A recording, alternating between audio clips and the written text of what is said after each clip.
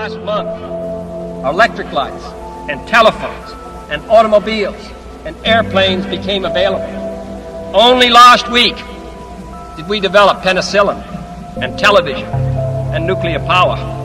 And now, if America's new spacecraft succeeds in reaching Venus, we will have literally reached the stars before midnight tonight. We choose to go to the moon in this decade and do the other things, not because they are easy, but because they are hard. Because that goal will serve to organize and measure the best of our energies and skills.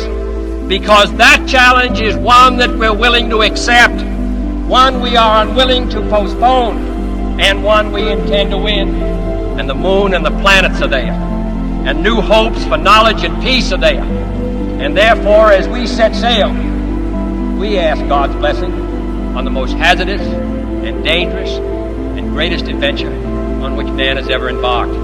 For space science, like nuclear science and all technology, has no conscience of its own. Whether it will become a force for good or ill depends on man.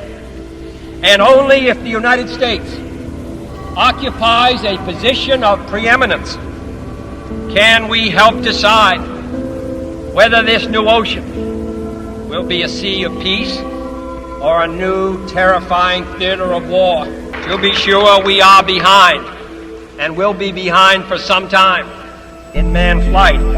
But we do not intend to stay behind, and in this decade we shall make up and move ahead on an untried mission to an unknown celestial body, and then return it safely to Earth, re-entering the atmosphere at speeds of over 25,000 miles per hour, causing heat about half that on the temperature of the sun, almost as hot as it is here today, and do all this, and do all this, and do it right, and do it first.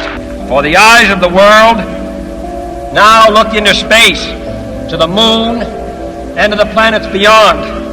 And we have vowed that we shall not see it governed by a hostile flag of conquest, but by a banner of freedom